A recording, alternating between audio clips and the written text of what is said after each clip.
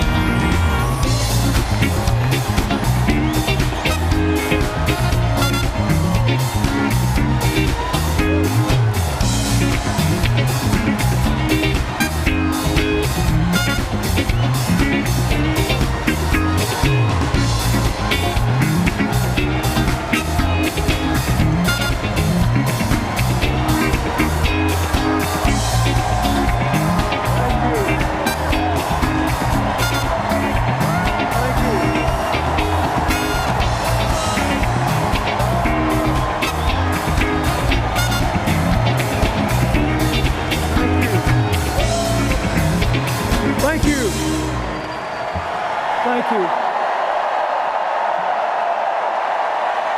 Thank you.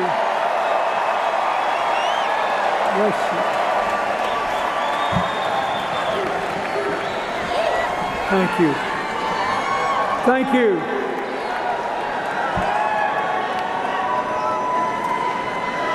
In the spring of 1971, I met a girl.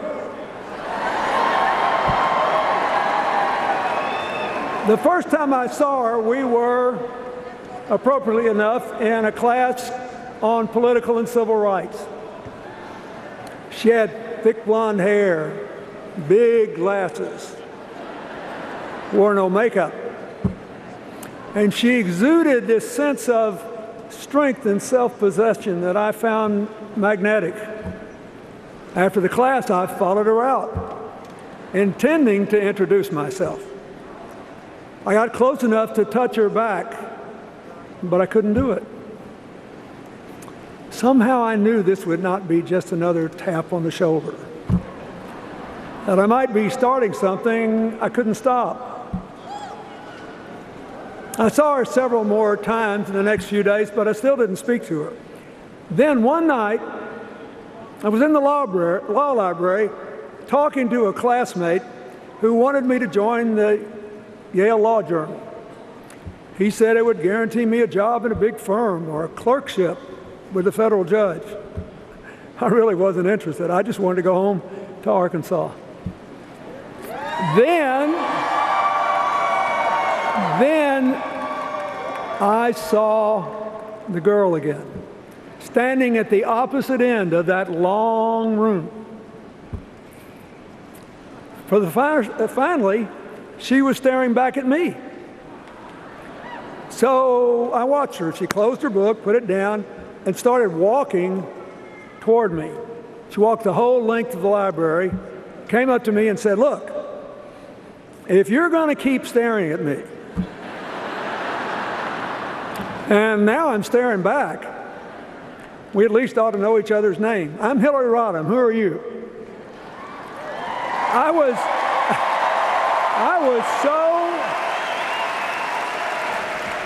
I was so impressed and surprised that, whether you believe it or not, momentarily I was speechless. Finally, I sort of blurted out my name, and we exchanged a few words, and then she went away. Well, I didn't join the law review, but I did leave that library with a whole new goal in mind. A couple days later, I saw her again. I remember she was wearing a long, white, flowery skirt. And I went up to her, and she said she was going to register for classes for the next term. I said I'd go too. And we stood in line and talked. You had to do that to register back then.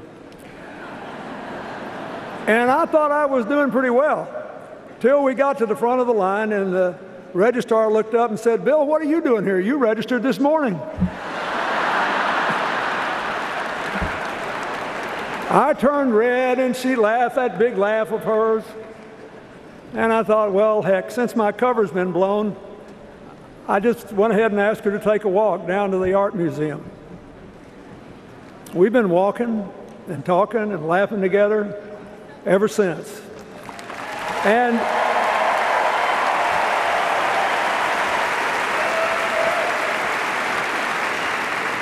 we've done it in good times and bad, through joy and heartbreak.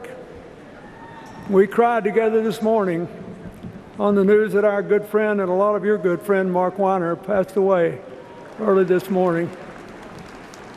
We built up a lifetime of memories. After the first month and that first walk, I actually drove her home to Park Ridge, Illinois, to meet her family and see the town where she grew up. A perfect example of post-World War II middle-class America.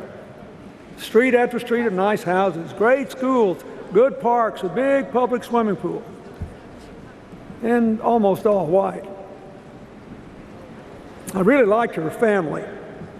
Her crusty conservative father, her rambunctious brothers, all extolling the virtues of rooting for the Bears and the Cubs.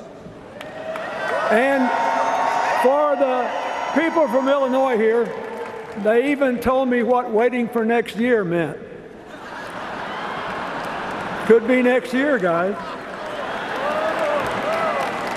Now, her mother was different. She was more liberal than the boys. And she had a childhood that made mine look like a piece of cake. She was easy to underestimate with her soft manner, and she reminded me all over again of the truth of that old saying, you should never judge a book by its covers. Knowing her was one of the greatest gifts Hillary ever gave me.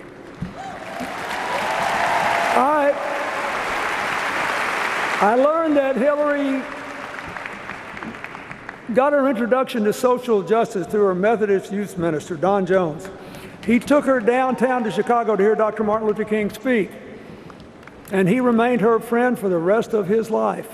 This will be the only campaign of hers he ever missed.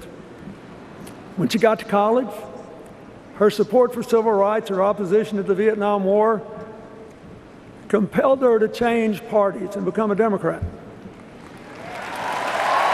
And then, between college and law school, on a total lark, she went alone to Alaska and spent some time sliming fish. More to the point, by the time I met her, she had already been involved in the law school's legal services project, and she'd been influenced by Marian Wright Edelman. She took a summer internship interviewing workers in migrant camps for Senator Walter Mondale's subcommittee. She'd also begun working in the Yale New Haven Hospital to develop procedures to handle suspected child abuse cases. She got so involved in children's issues that she actually took an extra year in law school, working at the Child Study Center to learn what more could be done to improve the lives and the futures of poor children. So, she was already determined to figure out how to make things better. Hillary opened my eyes to a whole new world of public service by private citizens. In the summer of 1972, she went to Dothan, Alabama, to visit one of those segregated academies that then enrolled over 500,000 white kids in the South. The only way the economics worked is that they claimed federal tax exemptions to which they were not legally entitled. She got sent to prove they weren't. So she sauntered into one of these academies all by herself, pretending to be a housewife that had just moved to town and needed to find a school for her son. And they exchanged pleasantries, and finally she said, look, let's just get to the bottom line here. If I enroll my son in this school, will he be in a segregated school, yes or no? And the guy said, absolutely. She had him. I've seen it 1,000 times since. And she went back, and her encounter was part of a report that gave Marion Wright Edelman the ammunition she needed to keep working to force the Nixon administration to take those tax exemptions away and give our kids access to an equal education.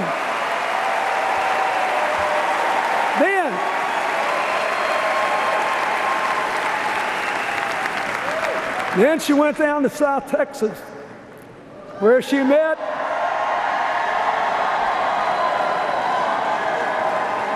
one of the nicest fellows I ever met, the wonderful union leader Franklin Garcia, and he helped her register Mexican-American voters. I think some of them are still around to vote for her in 2016. And then, in our last year in law school, Hillary kept up this. See why so many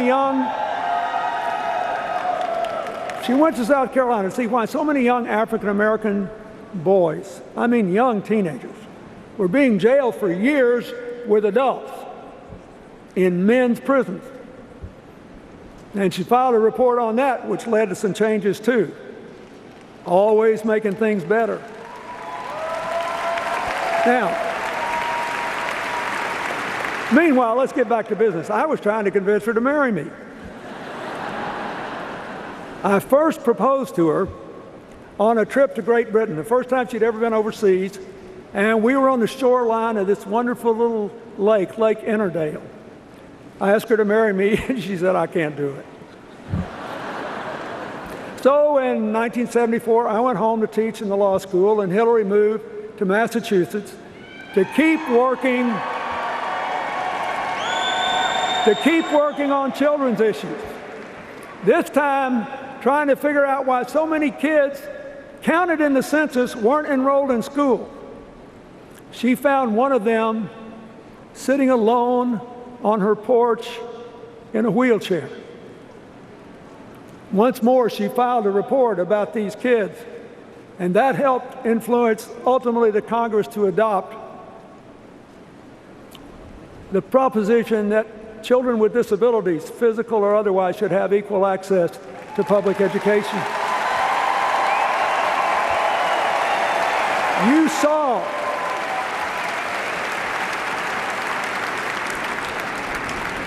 You saw the results of that last night when Anastasia Somoza talked.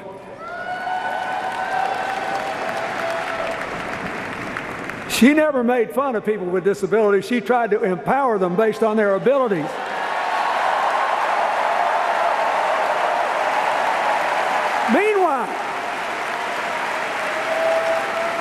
Meanwhile, I was still trying to get her to marry me.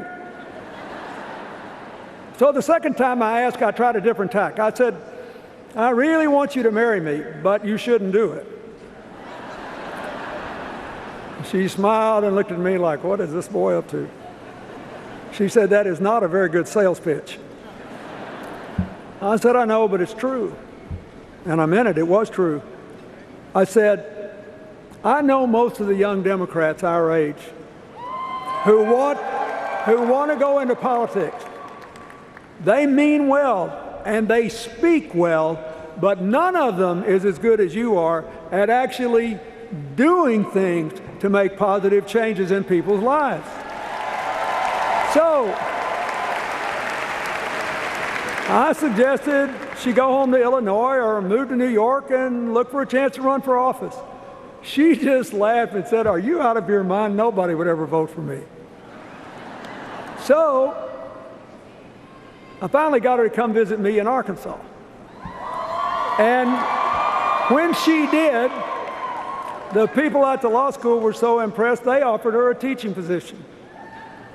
And she decided to take a huge chance. She moved to a strange place, more rural, more culturally conservative than any place she'd ever been, where she knew good and well people would wonder what in the world she was like and whether they could or should accept her. Didn't take them long to find out what she was like. She loved her teaching, and she got frustrated when one of her students said, well, what do you expect? I'm just from Arkansas. She said, don't tell me that. You're as smart as anybody. You just got to believe in yourself and work for it and set high goals. She believed that anybody could make it. She also started the first legal aid clinic in Northwest Arkansas, providing legal aid services to poor people who couldn't pay for them. One day, I was driving her to the airport to fly back to Chicago when we passed this little brick house that had a for sale sign on it. And she said, "Boy, that's a pretty house." It had 1,100 square feet, an attic fan and no air conditioner in hot Arkansas, and a screened-in porch. Hillary commented on what a uniquely designed and beautiful house it was. So I took a big chance. I bought the house. My mortgage was $175 a month.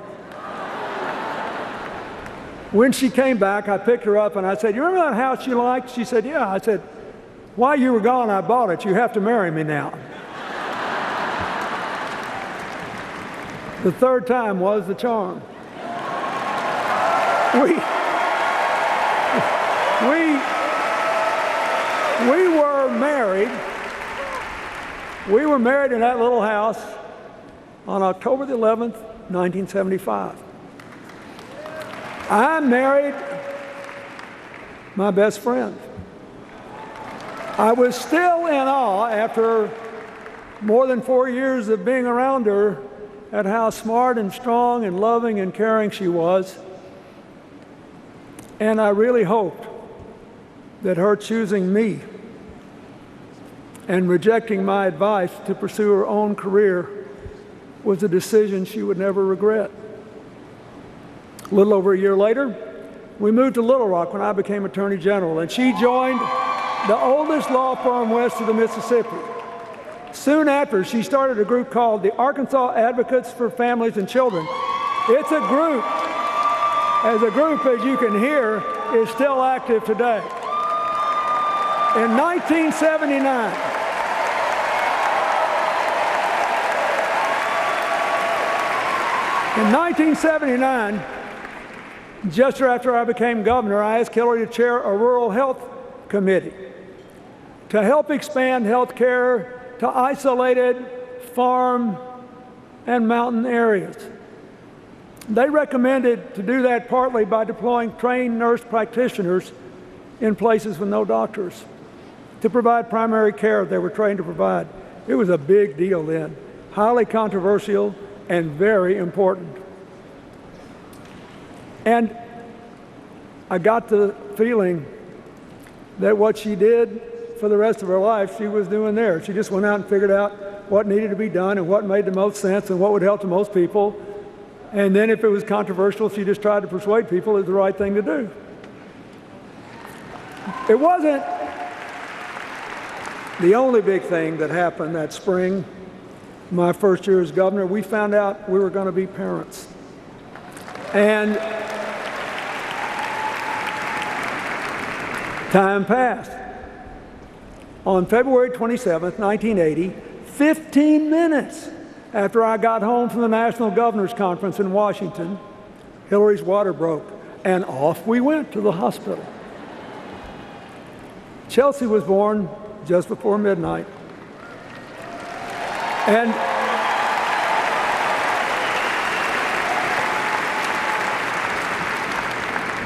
it was the greatest moment of my life.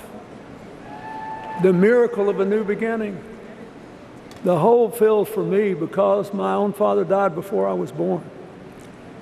And the absolute conviction that my daughter had the best mother in the whole world.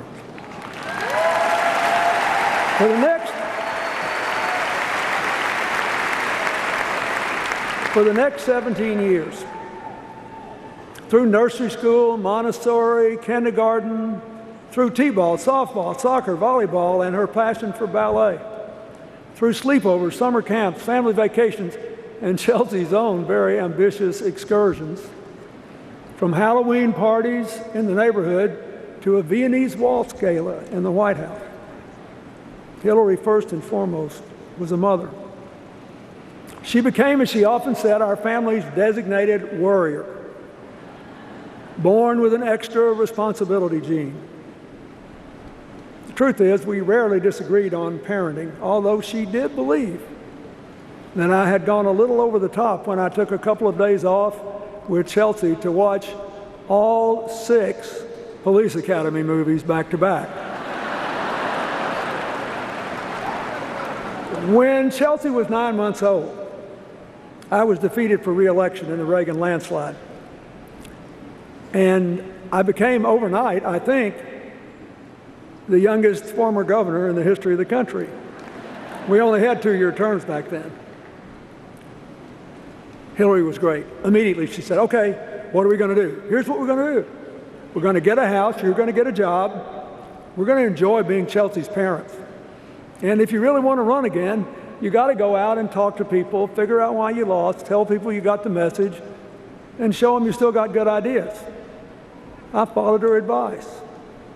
Within 2 days, we had a house. I soon had a job. We had 2 fabulous years with Chelsea, and in 1982, I became the first governor in the history of our state to be elected, defeated, and elected again. I think my experience is it's a pretty good thing to follow her advice. The rest of the decade sort of flew by as our lives settled into a rhythm of family and work and friends. In 1983, Hillary chaired a committee to recommend new education standards for us as a part of, or in the response to a court order to equalize school funding, and a report by a national expert that said our woefully underfunded schools were the worst in America. Typical Hillary, she held listening tours in all 75 counties with our committee.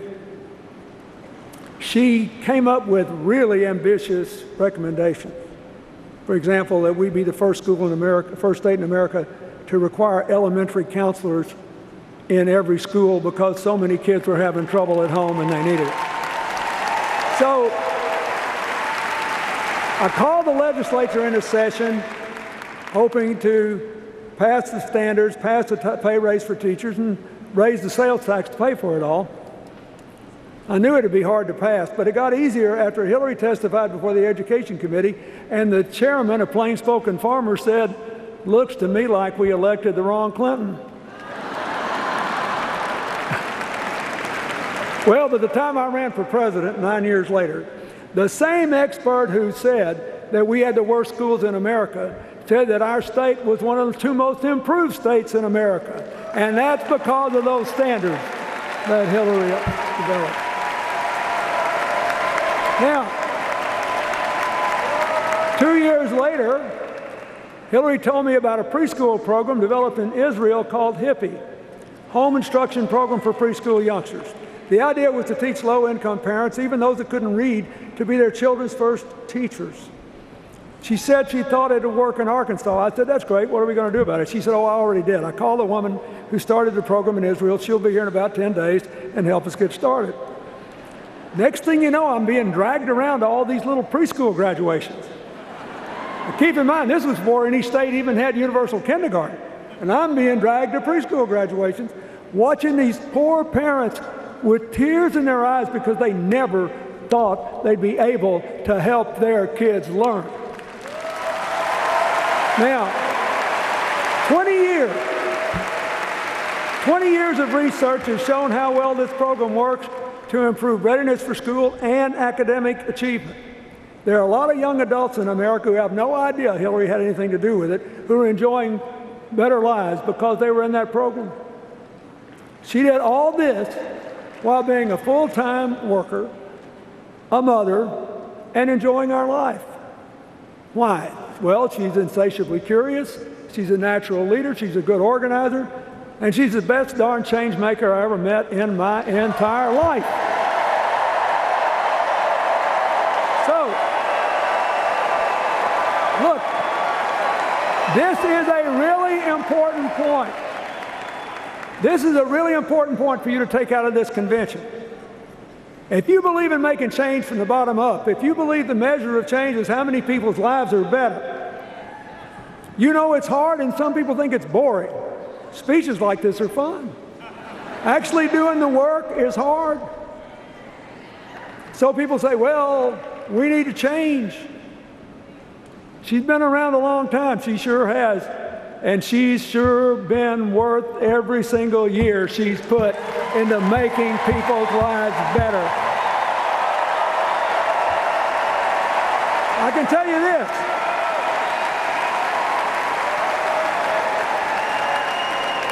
this. If you were sitting where I'm sitting and you heard what I have heard at every dinner conversation, every lunch conversation, on every long walk, you would say, this woman has never been satisfied with the status quo in anything. She always wants to move the ball forward. That is just who she is.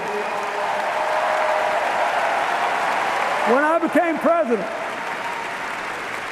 with a commitment to reform health care, Hillary was a natural to head the health care task force. You all know we failed because we couldn't break a Senate filibuster. Hillary immediately went to work on solving the problems the bill sought to address one by one. The most important goal was to get more children with health insurance. In 1997, Congress passed the Children's Health Insurance Program, still an important part of President Obama's Affordable Care Act. It insures more than 8 million kids. There are a lot of other things in that bill that she got done, piece by piece, pushing that rock up the hill. In 1997, she also teamed with the House Minority Leader, Tom DeLay, who maybe disliked me more than any of Newt Gingrich's crowd. They worked on a bill together to increase adoptions of children out of foster care. She wanted to do it because she knew that Tom DeLay, for all of our differences, was an adopted parent, and she honored him for doing that. Now, the bill they worked on, which passed with an overwhelming bipartisan majority, led to a big increase in the adoption of children out of foster care, including non-infant kids and special needs kids. It made life better because she's a change maker. That's what she does. Now, when you're doing all this, real life doesn't stop. 1997 was the year Chelsea finished high school and went to college. We were happy for her, but sad for us to see her go. I'll never forget moving her into her dorm room at Stanford.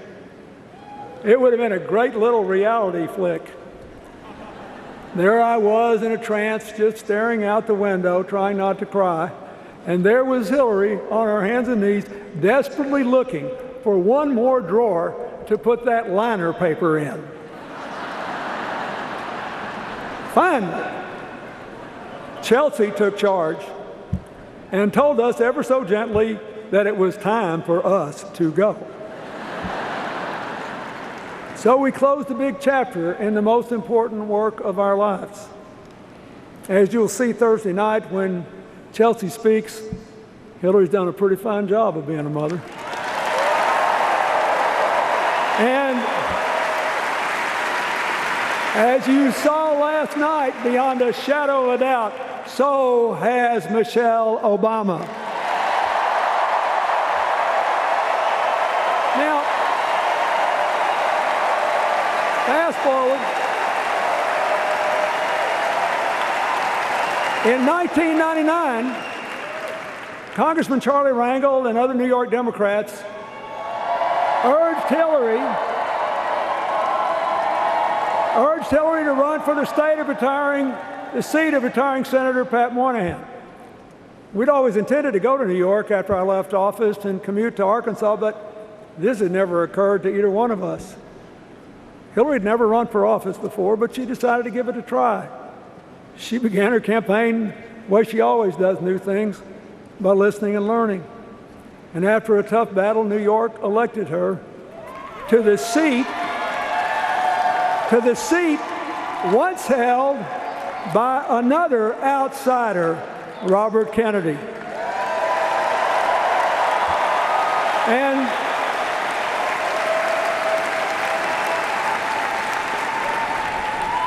She didn't let him down. Her early years were dominated by 9/11, by working to fund the recovery, then monitoring the health of and providing compensation to victims and first and second responders. She and Senator Schumer were tireless, and so were our House members. In 2003, partly spurred on by what we were going through, she became the first senator in the history of New York ever to serve on the Armed Services Committee. So she tried to make sure people on the battlefield had proper equipment. She tried to expand, and did expand, health care coverage to reservists and members of the National Guard. She got longer family leave working with Senator Dodd for people caring for wounded service members.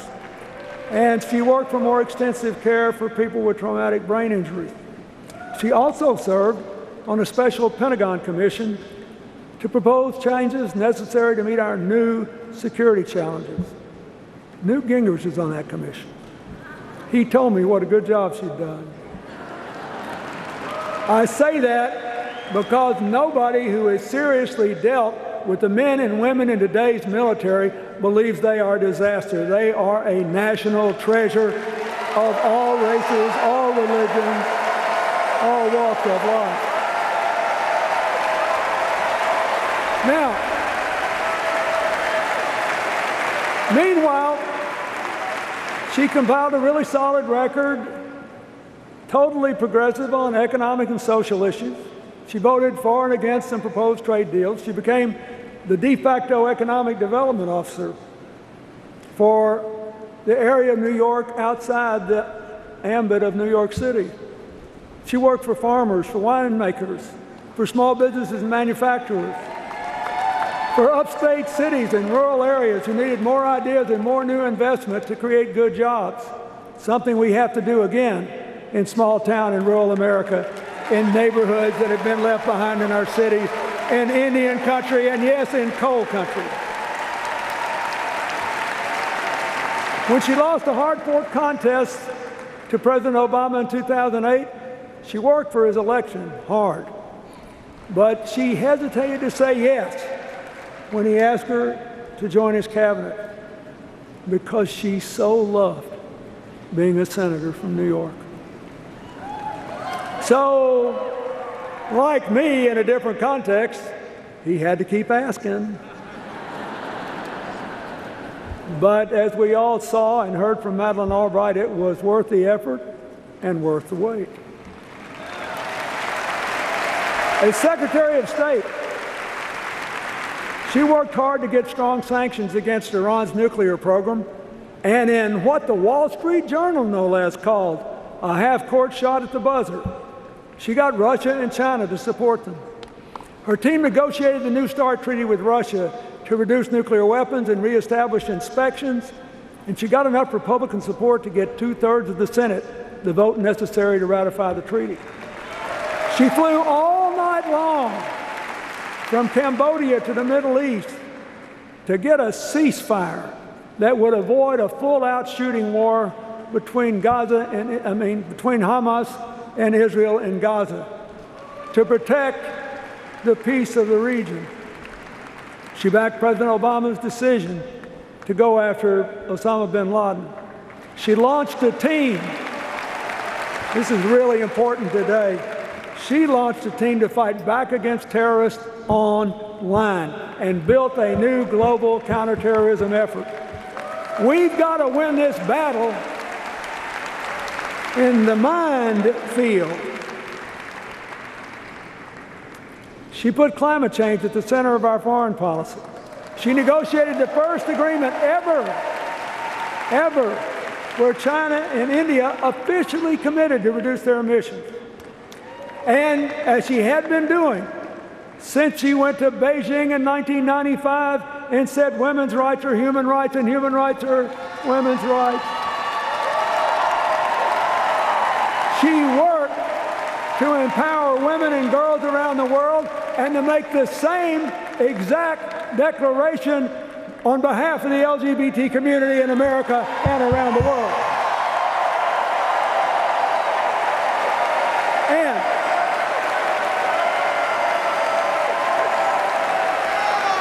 And nobody ever talks about this much. Nobody ever talks about this much, but it's important to me. She tripled the number of people with AIDS in poor countries whose lives are being saved with your tax dollars, most of them in Africa, going from 1.7 million lives to 5.1 million lives, and it didn't cost you any more money. She just bought available, FDA-approved generic drugs, something we need to do for the American people more. Now, you don't know any of these people. You don't know any of those 3.4 million people, but I'll guarantee you they know you. They know you because they see you as thinking their lives matter. They know you. And that's one reason the approval of the United States was 20 points higher when she left the Secretary of State's office than when she took it. Now, how does this square? How does this square with the things that you heard at the Republican convention? What's the difference in what I told you and what they said? How do you square it? You can't. One is real, the other is made up.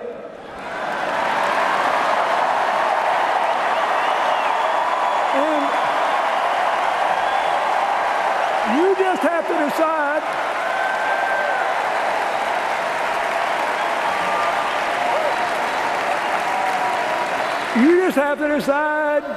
which is which, my fellow Americans. The real one had done more positive change-making before she was 30 than many public officials do in a lifetime in office. The real one, if you saw her friend Betsy Eveling vote for Illinois today, has friends from childhood through Arkansas, where she has not lived in more than 20 years, who have gone all across America at their own expense to fight for the person they know. The real one has earned the loyalty, the respect, and the fervent support of people who have worked with her in every stage of her life, including leaders around the world who know her to be able, straightforward, and completely trustworthy. The real one calls you when you're sick, when your kid's in trouble, or when there's a death in the family. The real one repeatedly drew praise from prominent Republicans when she was a senator and Secretary of State. So what's up with this? Well, if you win elections on the theory that government is always bad and will mess up a two-car parade, a real change maker represents a real threat. So,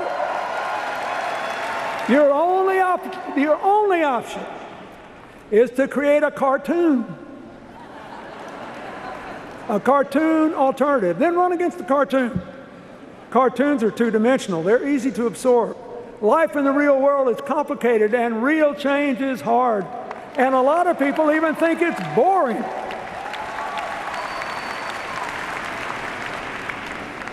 Good for you, because earlier today, you nominated the real one.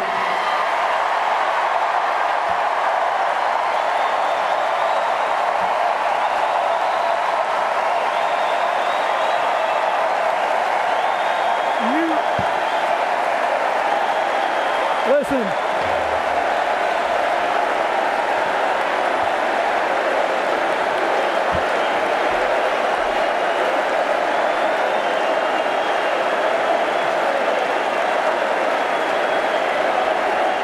We got to get back on schedule. You guys calm down. Look, I have lived a long, full, blessed life.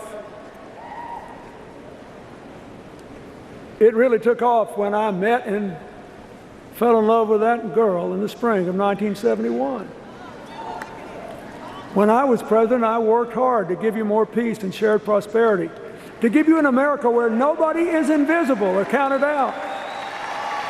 But for this time, Hillary is uniquely qualified to seize the opportunities and reduce the risk we face. And she is still the best darn change maker I have ever known.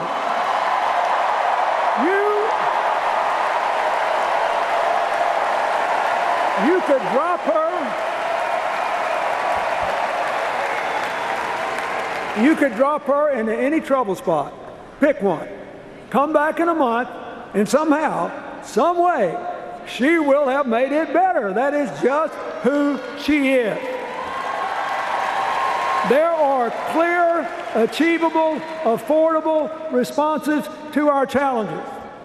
But we won't get to them if America makes the wrong choice in this election.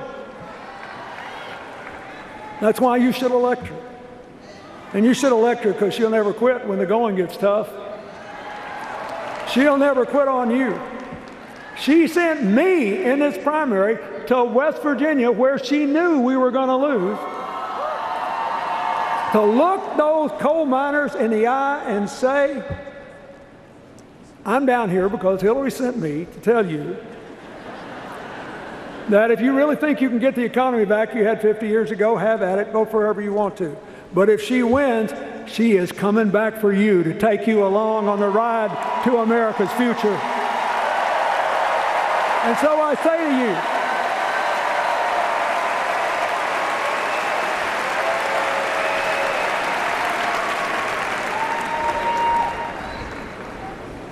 you, if you love this country, you're working hard, you're paying taxes, and you're obeying the law, and you'd like to become a citizen, you should choose immigration reform over somebody that wants to send you back. If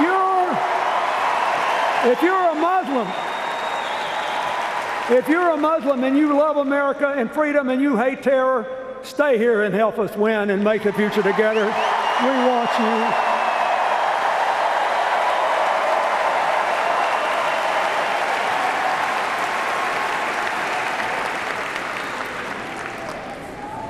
If you're a young African American disillusioned and afraid, we saw in Dallas how great our police officers can be. Help us build a future where nobody's afraid to walk outside, including the people that wear blue, to protect our future.